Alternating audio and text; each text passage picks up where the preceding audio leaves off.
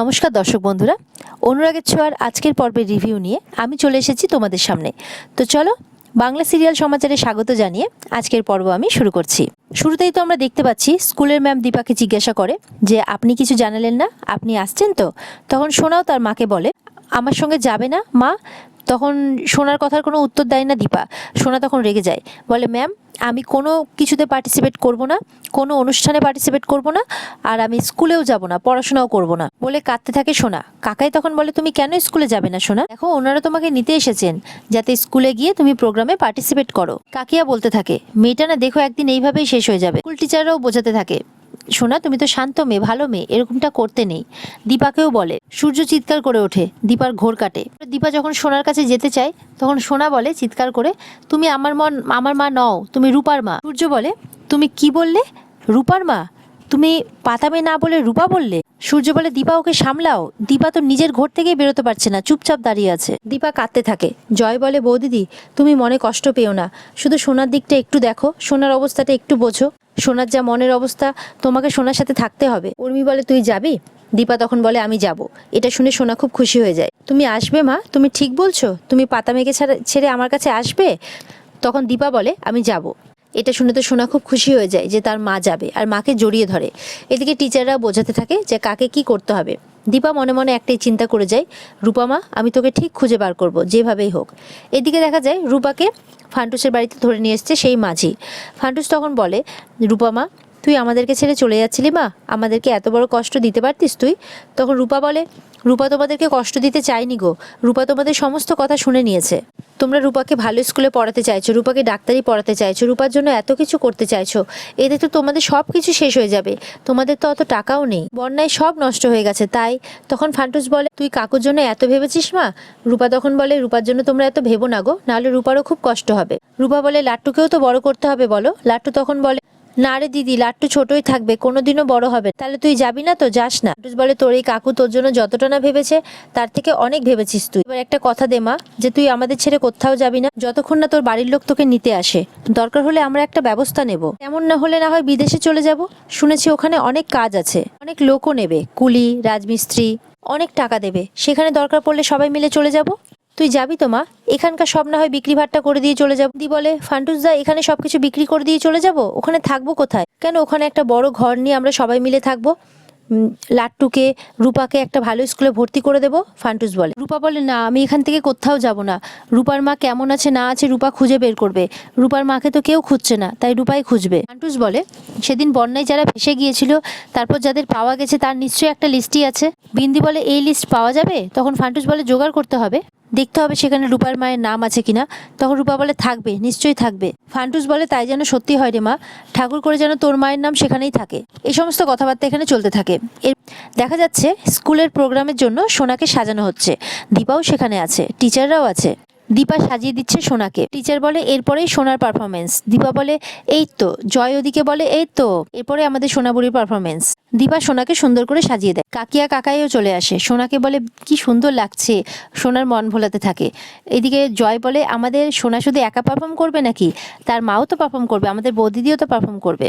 কাকিয়া বলে আসলে দীপা তো ফুলে ফুলে ঢলে ঢলে এত সুন্দর গানটা গাইবে, তাই জন্য আমাদের সোনা মামামকে এত সুন্দর ফুলের মতো করে সাজিয়েছে। এরপরে উর্মি একটা সোনালেখা বোর্ড নিয়ে আসে, বলে দেখো তো এটা কেমন হয়েছে, আমরা দর্শকের আসনে বসে এটা দেখিয়ে তোমাকে চেয়ার আপ করব। সবাই মিলে সোনাকে নিয়ে আনন্দ করতে থাকে। সোনা বলে মা তোমার কি মন খারাপ?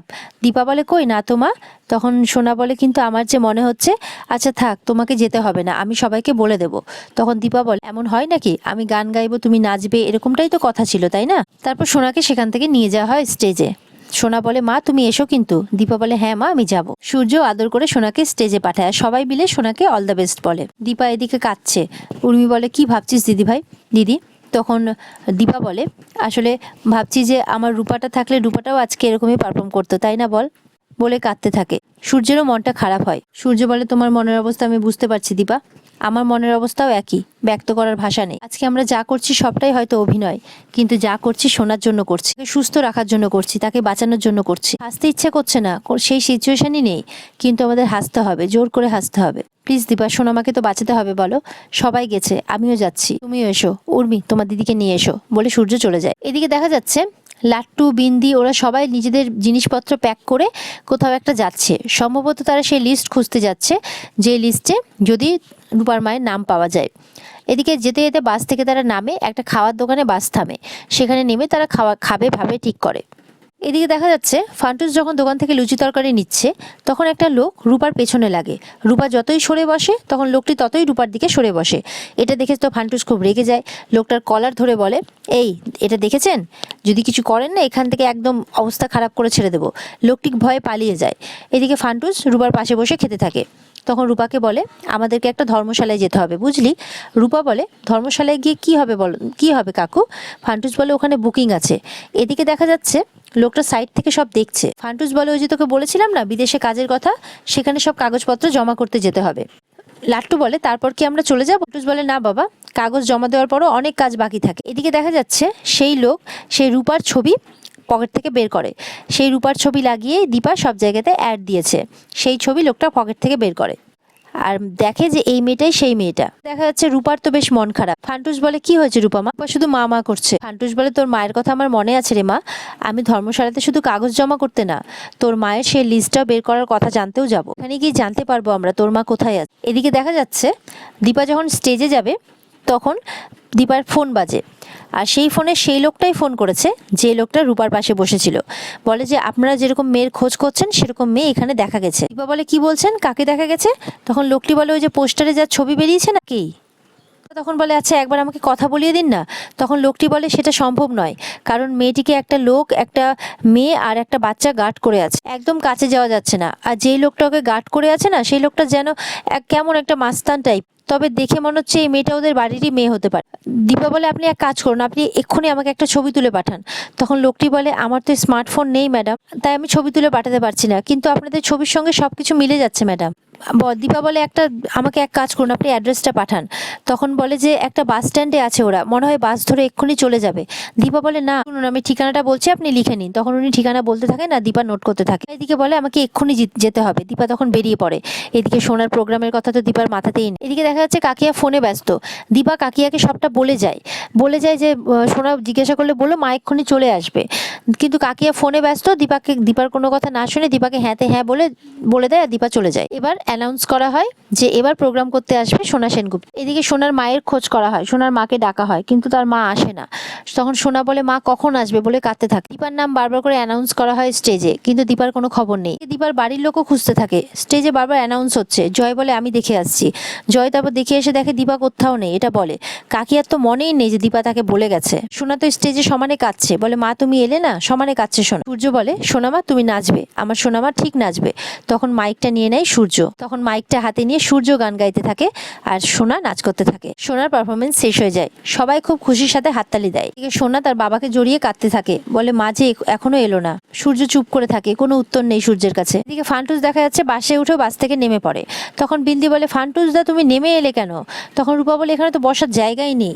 ফান্টুস বলে, দেখতেই তো পাচ্ছ যে এখানে বসার জায়গা নেই। বিন্দি বলে, এই বাসটা চলে গেলে আর বাস পাবো? ফান্টুস বলে, অনেক বাস পাবো, চল না সামনে গিয়ে দেখি। হচ্ছে দীপা পেছনেই আছে। দীপা চলে এসছে সেই বাসের কাছে। সেই বাসে উঠে দীপা খুঁজতে থাকে। এদিকে রূপা যেতে গেলে রূপা থেমে যায়। সে অনুভব করে যে তার মা এখানেই আছে। পেছন ঘুরে দেখে দীপা নেই, কারণ দীপা তখন বাসে উঠে পড়েছে। পরে যখন ওই জায়গাটা ক্রস করে, তখন দীপা বাস থেকে নেমে আসে। রূপা বলে ডাকতে থাকে দীপা। প্রত্যেকটা বাসে উঠে খোঁজ করে। দীপা যেই বাস থেকে নামলো সেই বাসেই রূপারা উঠলো, আর তার ঠিক পাশের বাসে দীপা খোঁজ করতে উঠেছে। রূপা পেছন ফিরে দেখে, কিন্তু তার মাকে দেখতে পায় না। রূপা যখন জানলার ধারে বসে থাকে, তখন লাট্টু বলে যে দিদি আমি জানলার ধারে বসবো। তখন রূপা জানলার ধারে সিটটা লাট্টুর জন্য ছেড়ে দেয়। এরপরে যেই জানলার ধারে রূপা বসেছিল, ঠিক তার পাশেই দীপা দাঁড়িয়ে থাকে, কিন্তু রূপা দেখতে পায় না। দীপাও বুঝতে পারে না, যেহেতু জানলার ধারে রূপা নেই। বাসটা ছেড়ে দেয়। রূপা করতে থাকে, বলে যে রূপা তো কোথাও নেই, তাহলে কি খবরটা ভুল ছিল? দীপার পেছনে সেই লোকটাকে আবারও দেখা যায়। রূপা করতে থাকলে লোকটি আসে, বলে আপনি কি আপনার মেয়েকে খুঁজছেন ম্যাডাম? হ্যাঁ, আপনি কি করে জানলেন? আমি তো আপনাকে ফোন করেছিলাম। বলে যে কই দিন আমার জিনিসটা। দীপা বলে, জিনিস? আপনাকে ফোন করে আমি খোঁজ দিলাম, সে কি আর এমনি এমনি? টাকার উদ্দেশ্য না থাকলে তো আমি নিজে ওই মেয়েটিকে গিয়ে বলতে পারতাম যে তোমাকে কেউ খুঁজছে। বলে দেখুন আমি টাকা আনিনি, আমি আপনাকে টাকা দিয়ে দেবো, কিন্তু তার আগে আমার মেয়েটিকে খুঁজে দিন প্লিজ। বলে দেখুন ওসব বললে হবে না, আমার জিনিস আমাকে দিতে হবে। দীপা বলে, আমার কাছে সত্যি এখন টাকা নেই, তাছাড়া আপনি যে সত্যি কথা বলছেন তার প্রমাণ কোথায়? বলে দেখুন এসব কথা বললে হবে না। দীপা বলে, কি মুশকিল, দেখুন আমি টাকা আনিনি। উনি বলেন আচ্ছা ঠিক আছে, টাকা না থাক সোনা তো আছে, না হয় সোনাই দিন। দীপা কানেরগুলো খুলে লোকটিকে দিয়ে দেয়। তখন বলে যে আচ্ছা ঠিক আছে আমি আসি, হ্যাঁ আপনি খুঁজে দেখুন। দীপা বলে সামান্য কটা টাকার জন্য উনি ঠিক বললেন না ভুল বললেন সেটাই তো বুঝতে পারছি না। এদিকে রূপারা ধর্মশালায় পৌঁছে যায়। লাট্টু বলে দিদি তুই আমার সাথে খেলবি, কি হলো কথা বলছিস না কেন? ফান্টু বলে কি হয়েছে মা? তো রূপাকে বলে তুই চিন্তা করিস না মা, যারা ভেসে গেছে, যাদের নামে লিস্ট পাওয়া গেছে, যারা ঠিক হয়ে ফিরে এসেছে তাদের লিস্ট আমি ঠিক নিয়ে আসবো খুঁজে। রূপা বলে তার মা বেঁচে আছে, তার কিচ্ছু হয়নি, তার মায়ের কিচ্ছু হয়নি। রূপার মায়ের কাছে যাবেই। ফান্টুস বলে সেই জন্যই তো বলছি মা আমি যাই, ঠাকুর করে তোর বিশ্বাস যেন সত্যি হয়। ফান্টুস বলে তুই তোর ভাইয়ের কাছে থাক আমি যাই। ও ফান্টুসের সাথে যেতে চাই, কিন্তু ফান্টুস বলে তুই তোর ভাইয়ের সাথে থাক মা, আমি ঠিক চলে আসবো। এদিকে রূপা তার মায়ের জন্য চিন্তা করতে থাকে। আর আজকের পর্ব এখানেই শেষ হয়ে যায়। তো বন্ধুরা, পর্ব যদি ভালো লেগে থাকে অবশ্যই চ্যানেলকে লাইক, কমেন্ট আর সাবস্ক্রাইব করে দেবে।